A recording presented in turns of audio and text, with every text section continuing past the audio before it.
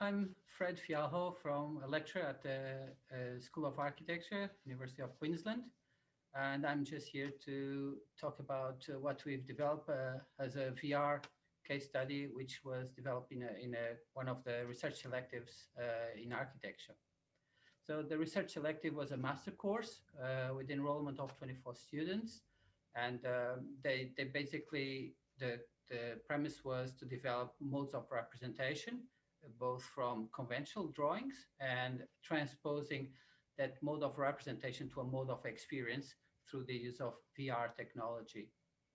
What that entailed was at the end, they had a very clear conceptual drawing at the midterm, and that's where precisely we start jumping into the VR experience.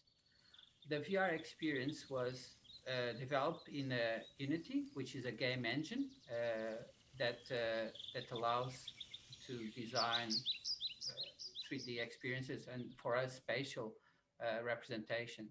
So, which is nothing new for architectural students because they do that within other computer-aided design softwares, but the game design environment has its own rules.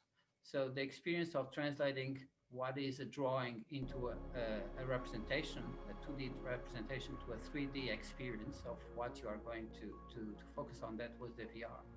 The element was introducing first the concept, the element, so the object, which is in this case was the building, and start compiling what's the surrounding and the experience. So that included the environment, sounds, and objects that were part of that spatial experience, and that what's going to kind of translate into their own final elements. It's a spatial tool. It's the first time we have at our hands, at our disposal, a spatial tool that you actually do not need the physical space to be around you. So simulation, education purposes, how to walk around through a space, either assembling or disassembling pieces, operating under surgery. All of these are elements that once you have an object and you have to interact with that object, being that a patient, being that space, it needs to be conveyed in a spatial manner.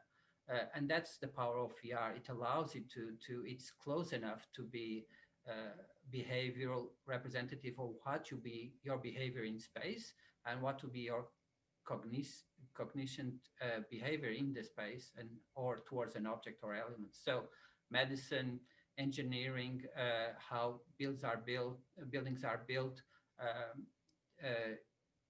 any kind of form of disassembly engines, simulation of driving a big truck through mining, anything, or going into underground into a mine and see what cannot be seen through many eyes and study that in a spatial and three-dimensional manner. I think that's what VR lies and the power of VR.